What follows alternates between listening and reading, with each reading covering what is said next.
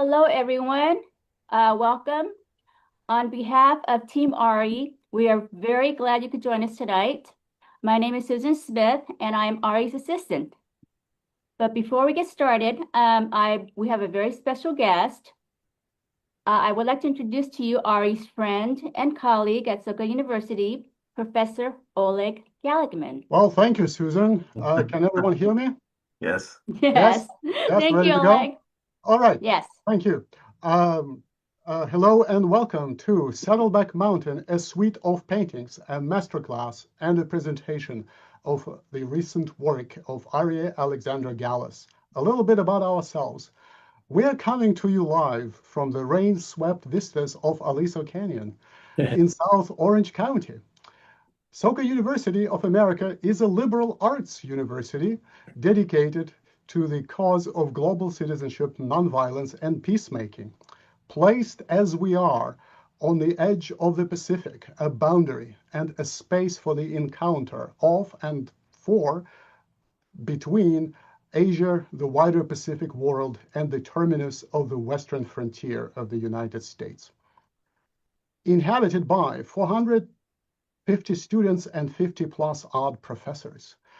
We welcomed an undergraduate class of 2025 that included about 24 countries, among them Brazil, Ethiopia, France, Indonesia, Kazakhstan, Mongolia, Serbia, Vietnam. Domestic students represent about 18 different states and make up about 54% of our class. About the artist. It gives me great pleasure to introduce to you my colleague Arie Gallus, currently an artist in residence and professor emeritus at Soka University of America. Born in Tashkent, Uzbekistan, former USSR, in the twilight of the Second World War, Arie and his parents returned to Poland in 1946, where he spent his childhood. He also lived in Israel before coming to the United States. He studied in Rome, Italy in 1966-67, received a BFA from the Tyler School of Fine Arts, Temple University in Philadelphia in 1968, and an MFA from the University of Wisconsin-Madison in 1972. Before coming to Soka University, Arie Gallus taught at University of Wisconsin-Madison, School of Visual Arts, New York, UC San Diego, and Fairleigh Dickinson University, among other places. Gallus's works have been widely exhibited, including solo shows at the O.K. Harris Gallery in New York City and the Zola Liberman Gallery in Chicago. Not limited to one medium, Gallus practiced art making in painting, drawing, metalsmithing, jewelry, filmmaking, photography, graphic design, and set design. Arie Gallus's notable works include his reflected light paintings Heartland and the chromatic modulation series of paintings, oil pastel, and graphite drawings. His large format charcoal drawings, 14 stations, aerial views of World War II concentration camps. That suite is widely considered Gallus's singular accomplishment. And now about the artist. A few words about the art of the artist or where that art speaks from. I think of Arie's art as strong modernism, and that means a rather canonical moment in the evolution of the 1960s art scene. Let's say that that was a moment when art, in big letters, found itself suspended at the crossroads of abstract expressionism, already getting to be an old hat, pop art being the message of compulsive irony, color abstraction gaining speed at the time, but only to dissipate very, very soon, and of course, an endless tango of conceptualism and performance. I'm afraid we got stuck there.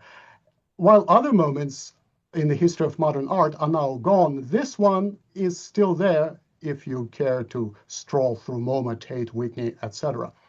However, before all of that came to pass, and who could have known that this is what would happen at the time? Certainly not Arie Gallus as I imagine him in the 60s in New York City, etc. When he formulated his practice of strong modernism, and I'm not going to give you the 10 commandments, just the 3. Commandment 1, image is a thing of its own. To paint not the world, but paintings that would be all over images in their own right, neither windows on the outside, no intrusive ornamental objects tacked on the wall.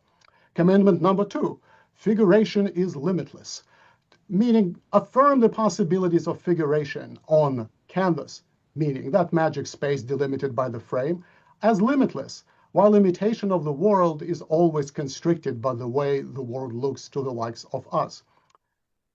Commandment number 3, seriality is a form.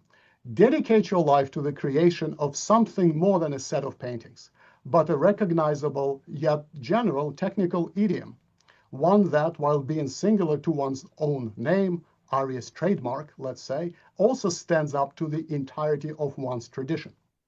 Now, with reference to the work that's going to be displayed and discussed today by the artist, we could speak directly to Arie Gallis's deliberate choice of the genre as restrictive as the Occidental landscape and his masterful deployment of its idioms.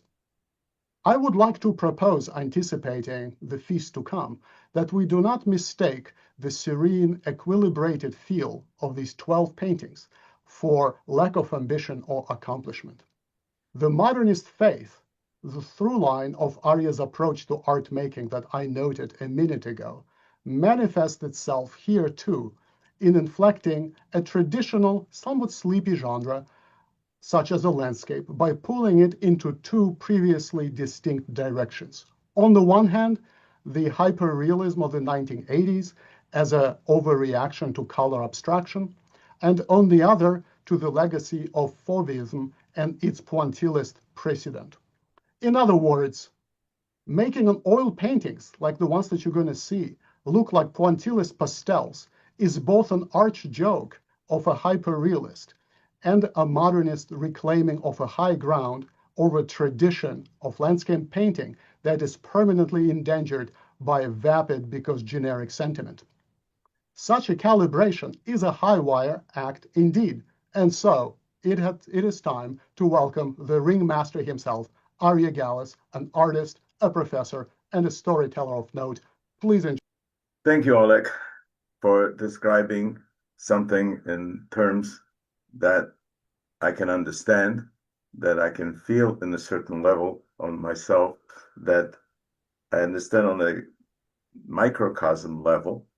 And I thank you for understanding certain aspects of what creativity is and why I have undertaken this particular set of paintings, excuse me. I'm going to start right now with the screen sharing. Thank you, thank you. For a person who learned math on a completely different thing on an abacus, to be 81 years old and handling all this modern technology is pretty difficult. But what I will do here is, in the process, I will start actually with a view of the whole suite and then show you how actually I achieve that view and so on. So here we're going to start. What you have here is all 12 paintings. It's a project that took me about 2 years complete, from the sketches, from the ideas and so forth to the final completion of the drawings and the paintings. That there's a precedent drawings to that and the series of paintings. What happened here too is that I started with an idea where for years I've been looking at that mountain from my backyard. And at years, every day, every hour sometimes, the mountain looked completely different. And as such, I've selected 12 views from it to be the part of this suite. And I'll show you how it was accomplished. Well, that's it. No. I'm going to jump very quickly because most of you people have seen, or some of you, or majority have seen already some of my other lectures. So I will not go into the whole aspects of my career, but just give you where I came from. I have not painted realistically landscapes now for probably over almost 50 years, etc. This is some of the early works that I've done when I was actually still in high school working on a different place. I would go outside, have my paints with me and so on, and try to paint the local landscapes that I've seen. This is actually filmed in Michigan, where I was working at a summer camp. And what I would do is I bought actually some marine ammo belts, and this is any production, I would put my paints in there and walk into the field ready to create war with my canvas. It's Tyler School of Art, which I was lucky to enter as a scholarship. I completed this painting when I was a junior. That was the last painting I've done in sort of a realist technique. We were trained in a Renaissance way of painting. We were trained to understand what underpainting is. We understand what glazing is, composition, and so on. And this painting was sort of a culmination of all my other paintings that have been created by me. It is sort of a self-portrait. I'm the person in the green jacket standing on the right side of your screen. And actually, the landscape is the landscape outside of Bardalone in Tuscany, the village where I stayed. And the people here are my friends who posed many times for different positions and so forth. And the town is something I made up completely. So this took me maybe a semester to actually paint, because paint and repaint and so on. And then, as if a switch was clicked off or on, whichever you want to think about it, I switched to something like that. This is a 5 by 7 foot painting, and I started doing this kind of organic work that I later carried on when I went to the University of Wisconsin. This is my pencil drawing, the sort of fantasy, semi-surrealism, luminosity. I have no idea what this was. In fact, once I was accepted to the University of Wisconsin, one of the faculty told me when they saw my portfolio for acceptance, they thought they said something, the kid is good, but they don't know where I came from. At the same time, I really didn't know where I came from myself. So, of course, what happens in every grad student is you make paintings that are bigger and bigger and bigger, spend money that you don't have. And I still use it organic pieces and so on. Then I switched to actually airbrush painting, paintings of oysters. This is actually a 7 by 12 foot painting. It's a pretty large thing. And my most important work, which is just, I'm going to just touch basically because I've had other talks about it, was this, which is this a 4 by 6 foot paper charcoal drawing of an aerial view of Auschwitz as part of the Hey Yud Dalit series. And this is what the opening exhibition looked like at the Morris Museum in Morristown, New Jersey. I was very honored by the president of Dr. Elie Wiesel, who came for the reception and to offer a lecture with my work around.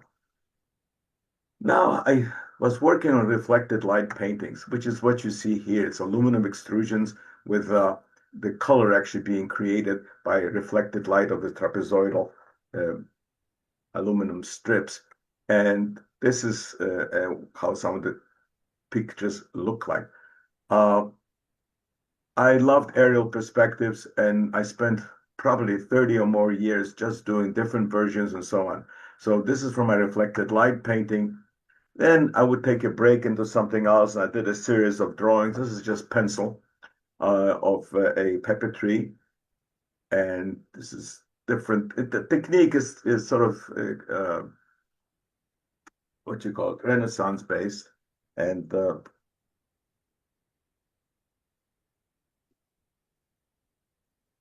I love this drawing because when I paint something very large, like the other charcoal, then I do something much, much smaller, intricate. Uh, the technique of this is described in some of my other presentations, and you can actually see this.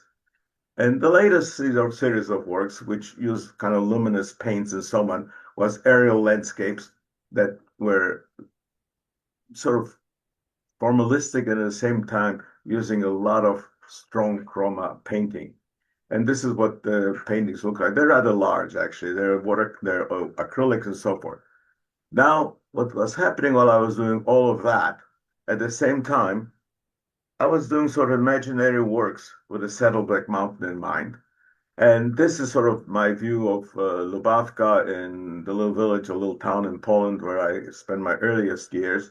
I don't know if that's how it really looks like or not. I know it's mountains, and I sort of did that. Uh, I kind of like this almost silver point painting that actually Oleg gave me as a gift. He brought it from Switzerland. And I did other things. I would just do those things in the middle of doing all the other ones that you've seen before. And I would just doodle those kind of things. Like this is sort of an imaginary mountain saddleback and so on. Whenever you see my work with it, just my name and no title, that means that they're usually quick kind of idea sketches that I work out and so on. So this is just some way of seeing it. Most of those, actually all of the actual finished paintings and so on in this series are done basically from the same vantage point, which is my backyard in Laguna Niguel. And so I just see it. All of those are done from sort of memory. I didn't sit there and draw.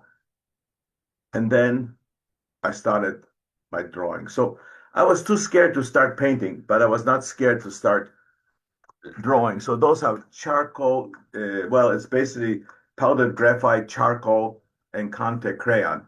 And I've selected from, I would know, probably hundreds and hundreds of photographs I've taken of the mountain. I've selected 12, and I use them as sort of a mock-up for it and so on. But I change things and emphasize and de-emphasize as any artist would do. And in fact, a friend of mine saw those works and says, you know, you're becoming a 19th century romanticist. Well, I don't know. I'm probably a 21st century romanticist or 20th century. Uh, so basically, this allowed me to create works within one day, basically, and to have the freedom to see different perspectives on it. They are approximately 24 by 32, any of those drawings, and so on. And so, yes, there is the mountain.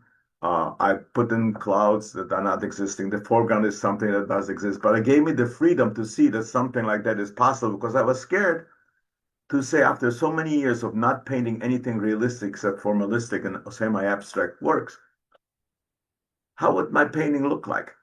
And again, it's a very scary thing to start a suite of works, especially when you are not sure if you can really do it.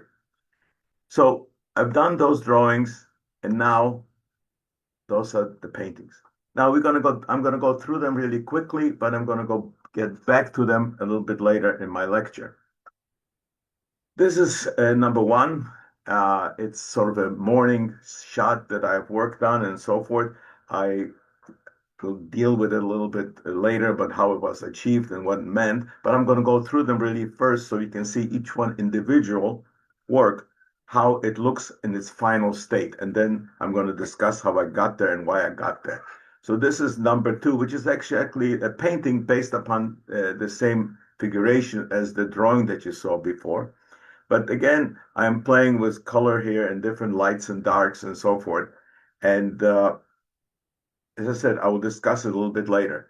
This is number three, which is sort of based upon a photograph of my standing in early morning light.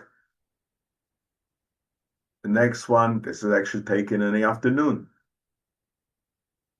This is one day where the snow fell, and even though the day was warm and the snow was melting, I was able to catch it. And again, I'll explain later how each one of the paintings happened to be. There was a fire here in the mountain, on the other side of the mountain. So it's rather, in a way, frightening, almost like Bosch-like vision of hell. And I'll discuss how I moved the mountain, actually, not like the old Folger commercial. Those of you who have lived long enough to remember those. But I've moved mountains, I've changed things and so on to get the feeling of what's this incredible fury of fire that is consuming a part of the mountain.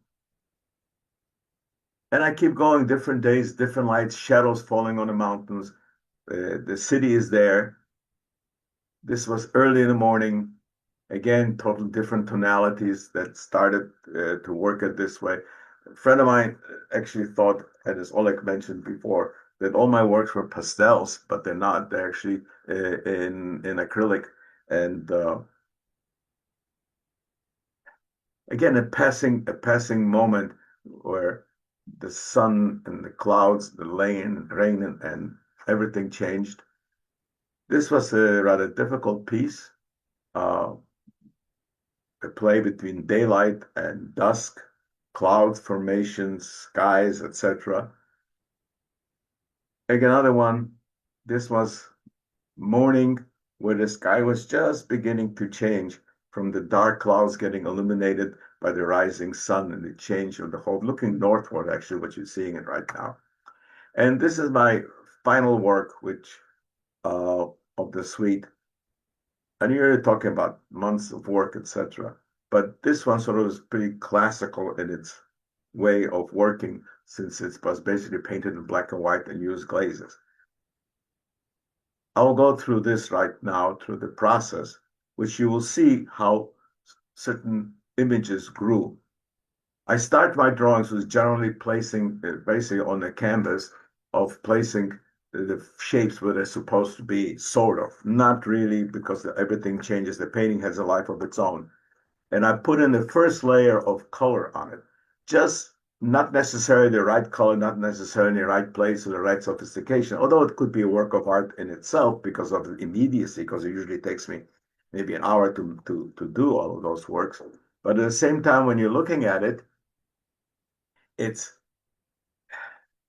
it's just something. You can't start working on a white canvas and try to get the right color right away, because no matter how light the color is, it's going to appear to be dark, and you have absolutely nothing to what corresponds to the color itself. And as I said before, I have my ideas. I'm thinking constantly as I'm working, but the painting is thinking by itself and it's telling me where to go. So right then I started putting in some more definite colors as the mountains are happening, then putting the glow that I remember in the initial thing, softening the mountains behind it, and then softening again, bringing it to foreground a little bit. If you saw before here like this, switching it, adding another glaze of red, and the final piece being here where I was able to create all the shapes that I wanted and then glaze them in a certain. I used a lot of quinacridone magenta for this particular painting. I use other reds too to give glazes, but that sort of this, in order for the sky to be that luminous, it had to cast the kind of warm light upon the landscape, and the glazes actually do that. Number two, again, you see I started with the line. I put the immediacy on it. I put the colors, doesn't matter if it's the right value, darkness. And as I said, the painting talks to me. And so I started now working. I always basically work from the background, the farthest thing, and coming up to the closer. It gives me some kind of a spatial feeling that I wouldn't have otherwise. Also, it's very difficult to squeeze a sky or a mountain between branches of a tree. And I was always contemplating what my work is going to look like. I really do, like, Van Ruysdael. I liked his painting in the clouds and so on. But again, I couldn't do a Van Ruysdael. I couldn't do a Vermeer. I couldn't do a Van Gogh. I could do a best Gallus that I can possibly do. And it's nice because from day to day, things were changing. And now this one here, I actually, after finishing this, I put in the basic tree, put the shadow on it, and then finally the bushes and so on that are right in front of my house that I collect, and giving me sort of a spatial thing about a storm and a certain atmosphere about it.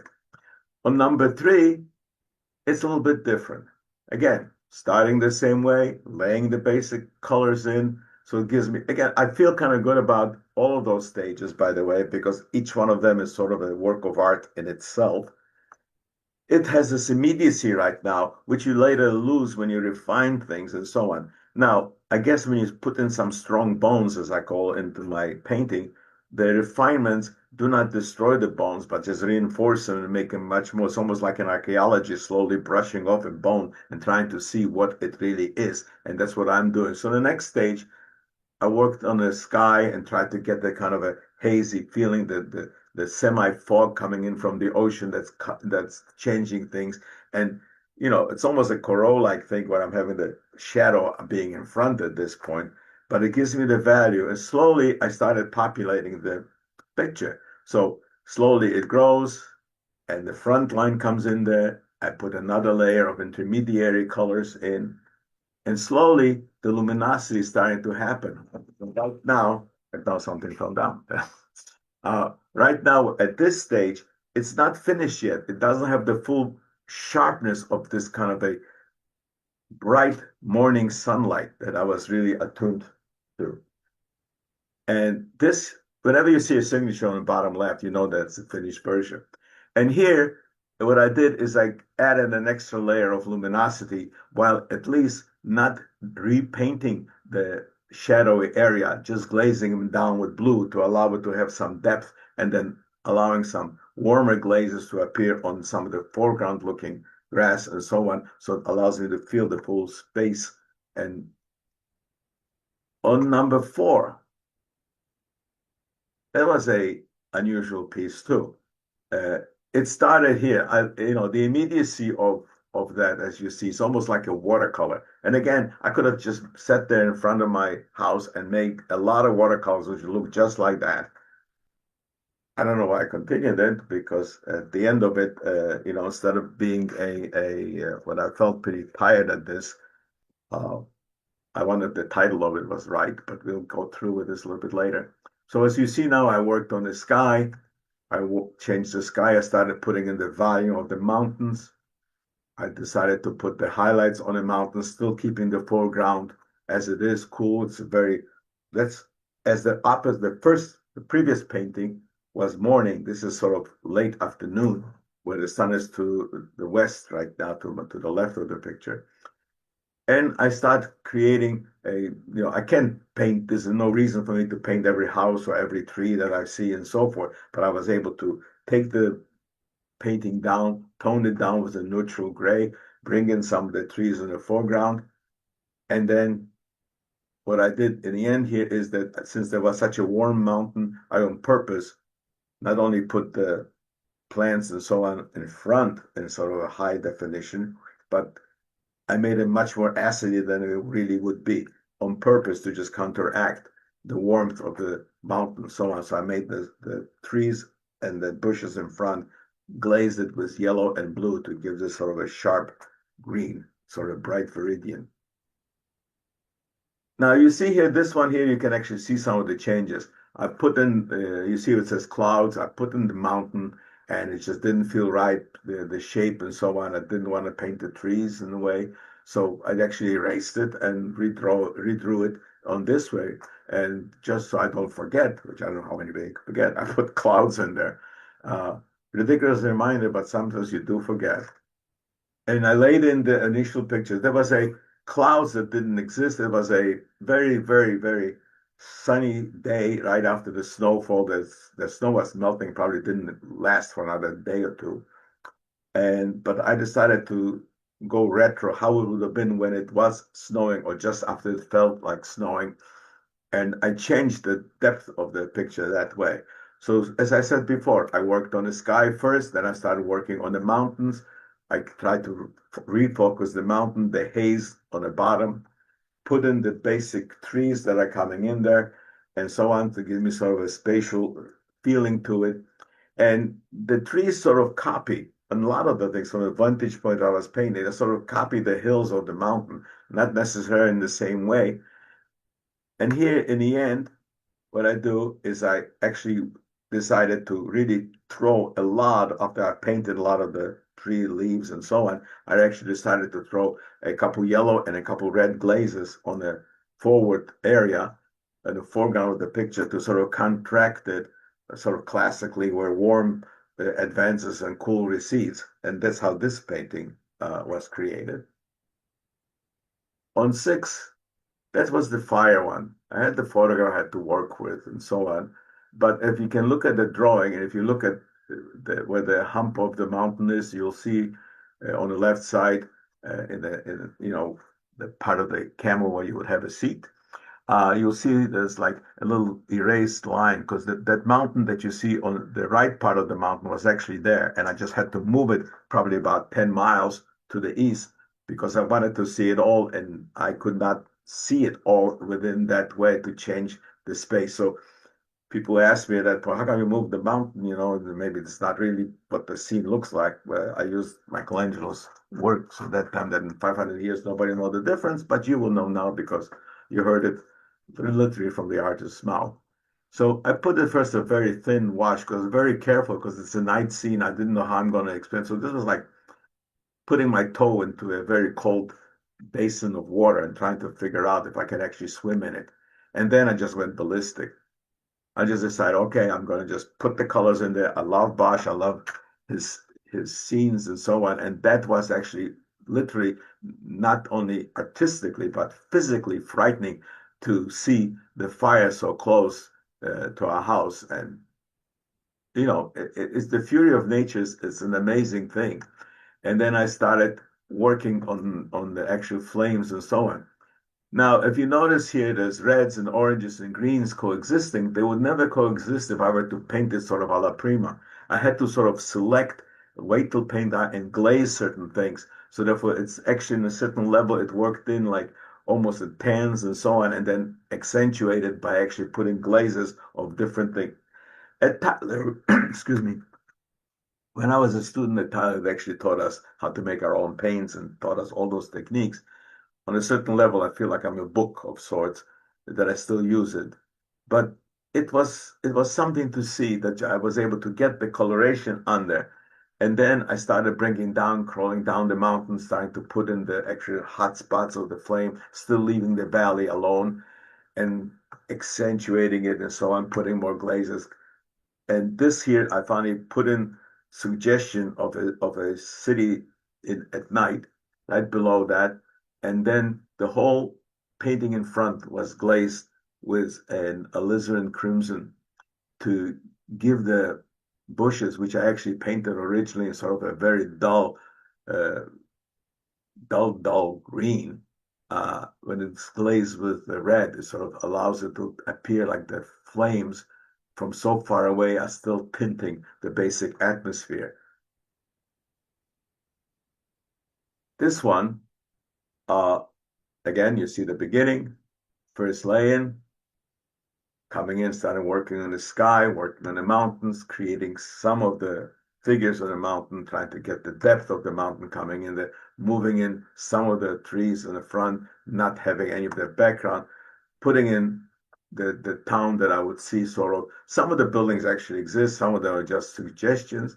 And then putting in the trees slowly, as you see on the basic on the left side, just the black part, and the right side where I'm starting to put in the highlights. It's a very old technique. And then on here, you see that I start putting shades and so on into the actual white trunks and into the trees and building up the shades and so forth, building up the area that's a space between the mountains, allowed it to have sort of a telescopic, almost three-dimensional feeling to it. I like this one. This was very early in the morning. I kind of like it. I wish it stayed that way. Where I put in the sort of sky coming in, the whole nature awakening. The skies are just passing by. And it took me a while. This is the painting that my friend from Poland thought I was doing in pastels. But at that stage, and if you notice, I changed it from here to here. You see the yellow spot? I changed that. And things change all the time. I come up with an idea. I work with an idea, but then it changes. Not only it changes because whatever my original source was, and I couldn't sit for months painting the painting from that point of view. I had to use my imagination, remembering what it was, how I saw, how I sensed the color, the whole mood of the picture, and then how I interpreted it. So it has many dry brushes, areas, and so on. It's sort of minimal. You'll see it in some of the, well, not actually in all of them. It's almost minimal pointillism. The glaze being the final touches, but sometimes the paints are applied wet on wet. Sometimes it's wet on dry. Sometimes, a lot of times, it's dry brushing on top of it. I chose particularly for all of those, I chose a very rough canvas, so it would be sort of miniature pointillism that's happening. And you notice that right now things change, things become darker, some of things become lighter. The foreground is being put in, and I put in the city and the darkness. I illuminated some of it with the light that's happening.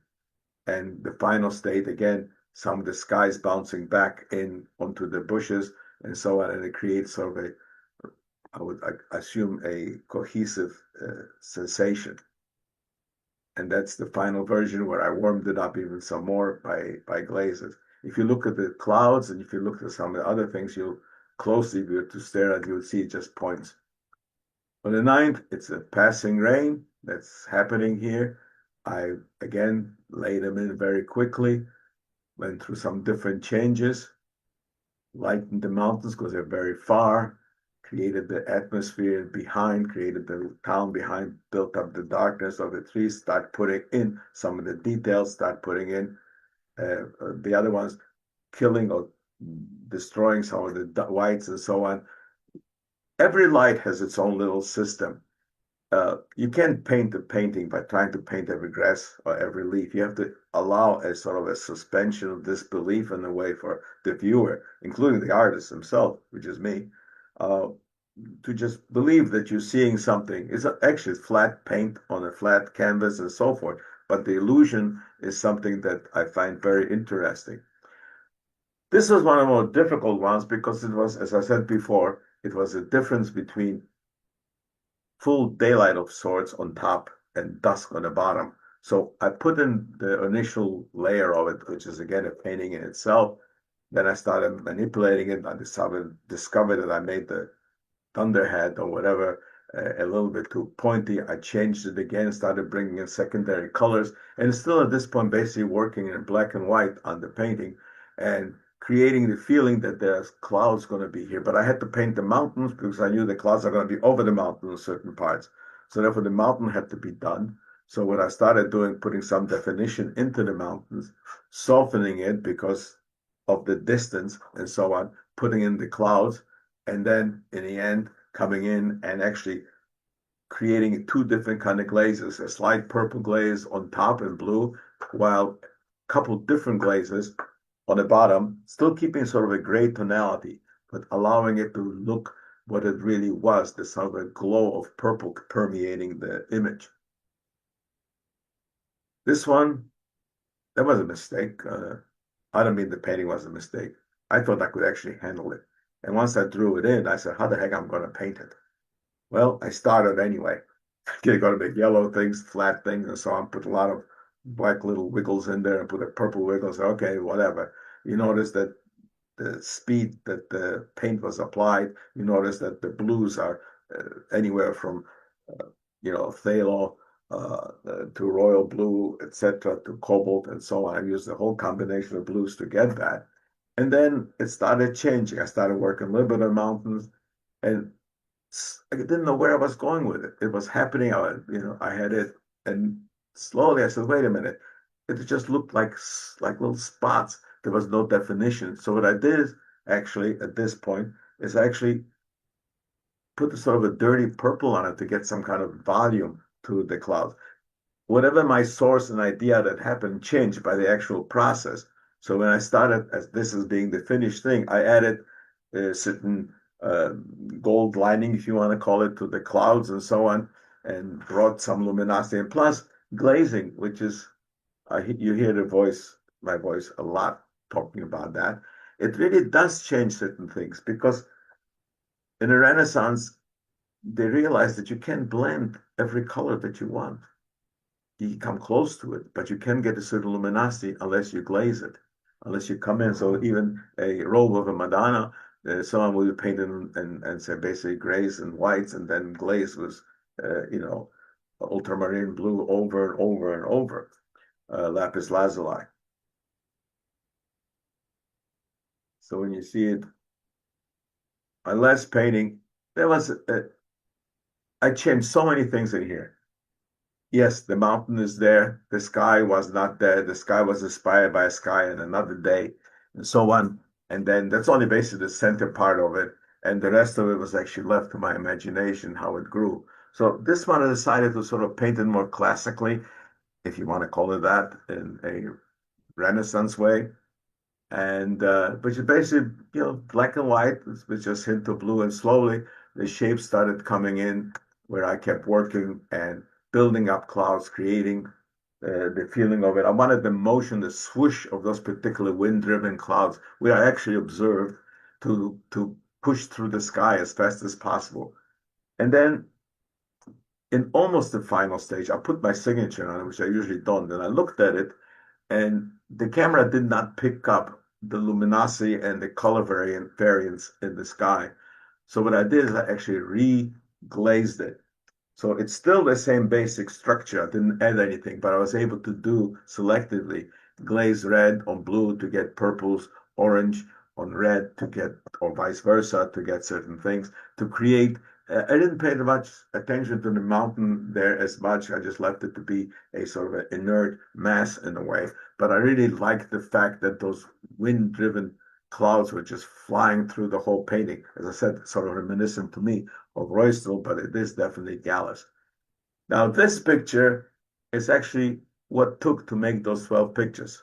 Good thing I keep a record of it. I always uh, document my work.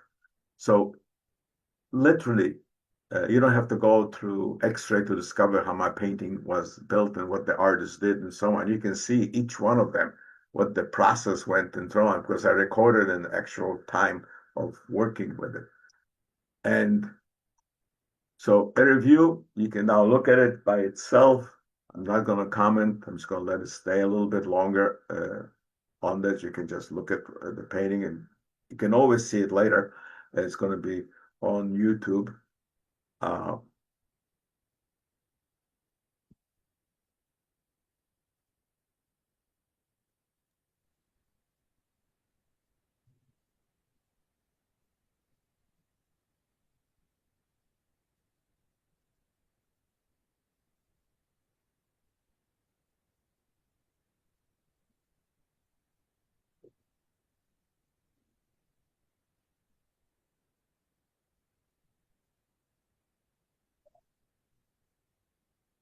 Now we're back to the first slide. That's the full suite. That's me. Uh, a student by accident, Francis Chen, I met here, new student here, was taking photographs. I invited him to my studio. He took these pictures. It shows that I was pretty tired, but I was pretty happy when I completed. Sometimes I thought it should be, the painting suite should be called carpal tunnel syndrome because it was difficult in the morning for me to move my hand from all this painting over the year. And I want to thank you all for being here. I can't see you, but I thank you. And if you want to see more, you can go to my website or you can see the videos that are on YouTube. And now Thank you, Arie. Thank you. Okay, now I'm stopping. That was truly beautiful. Thank you. Hi. Hi, Joy. Thank Hi. you. Hi, Aria and everyone.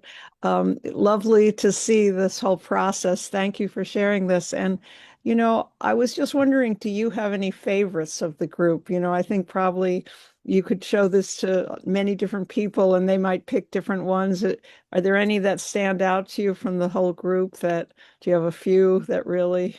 I sort of do, but not yet. It's like asking which is my favorite child. But Right. I do have certain things that I felt that I accomplished something more artistically Uh-huh. and created something that I didn't know I was able to do. Because I Mhm. really, before I undertook, I was working literally for over a year before I started even drawing on it. I was just thinking and working it in my head while I was working on something else. And you sort of realize that each one of them creates a whole different structure. You can't use the same technique, or you learn something from the previous technique, and then the next painting incorporates that, and then Mhm. it might be good for it or not. Yeah, I do like the ones that are some of them that are very mysterious that give me the feeling I'm there. Like when the morning and the green, that's the one the the one with the gigantic cloud, for instance, that was a difficult thing. I felt sort of almost like a struggle of Magritte, to try to do daylight and so on at the same time. Uh, the snow thing was also a very thing because I had to figure out compositionally what to add to it. Literally, I mean, every one I finished, I thought it was my best one, and then the next one Great. came like that. Well, I really appreciated the Bosch, your fire. And I think that was very powerful. I could see a whole series of those. Okay, thank you so much. I'll let Thank someone you. Thank you. speak. Nice to see you. Yeah, Thank nice you. to see you too. Any other comments, questions? Okay, Patty. Okay. All right. I keep unmuting, but then you mute. Okay.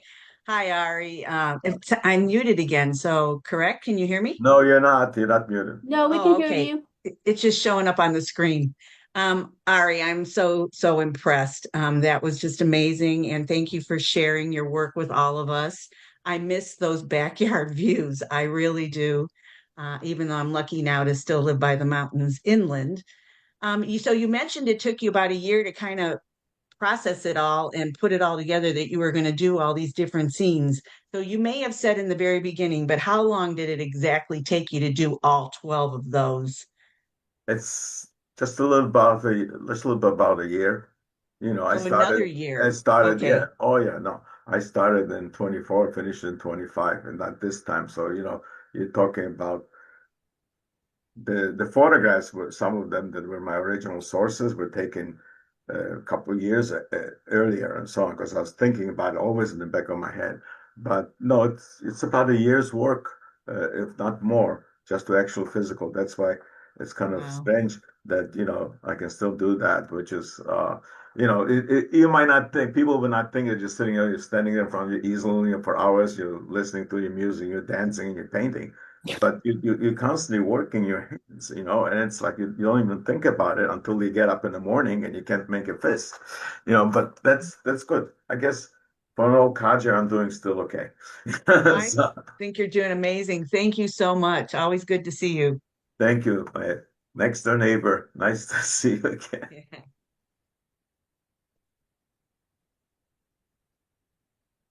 Anybody?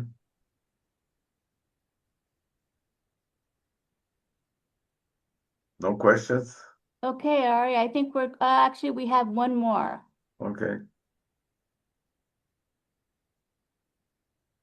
Okay, Tim, can you please unmute yourself? Uh, Hi. There you go. Perfect. Now I lost him again. No, it's muted. Judy, that's Judy. No, I can't hear it. Mm. did that? There you You're are. back, Tim. Unmuted now? Yes. Yes, you're good. Okay, start over. Okay, as a photographer, I'm really impressed with the sense of space that you've created. You've used all these techniques before, but now they create a luminosity that draws you inside the paintings, whereas the most of your paintings have a definite surface. You right at the surface, but these suck you in, and that sort of sense of atmospheric pressure is really something. Love them, and I like to see them as a group too, as well as individually. I hope they will get a chance to be exhibited as a group. Uh, been working on it, and I think it'll happen. Actually, there's been a very good response. So, but I thank you for well, not only for multi-decade friendship. Oh my God, we go back to '68, but thank you for your perception. I mean, I know as well. You're not just a photographer yourself. You're a draftsman, you're a painter, you're a lot of other things that you work. But I appreciate your comment. And yes, I did try to get that sort of depth, by in a part actually using a photographic concept where I would get certain things out of focus on purpose, just so the other things would become on focus, which is, I guess, something that artists haven't used until the camera was invented. They discovered that because you look at some early painting, objects far away and object close were all painted as if they were right there, sharp in definition. So thank Mm. you. Thank you very much for your comment. Yeah, it really can't be mistaken for photorealism. This is artist realism, really. Thanks very much. I got a hand. Is somebody's hand there? Oh, that's it. Hi, Ula. I see you there. You're hiding. Yes. Are there any questions? And if not, I hope some of you have a chance to look at my website, to look at the other videos that I've done on some of the other works, and including this one, which you can sort of not listen to me gabbing, but like look at the work by itself and so on. So I want to thank you all for this. Want to thank you for the opportunity to be able to show this work. I'm extremely honored by all of you being present. Thank you. Your grandchildren And I also want to thank my children, my son, my daughter-in-law, especially my grandchildren. So again, Harper, Declan, I love you. Take care. Thank you for coming here and watching. Bye-bye. And not to mention Sarah. And Sarah's right here. Yes, Sarah's with me right here. She knows I thank her. She's right here in the back. So She's here. thank you.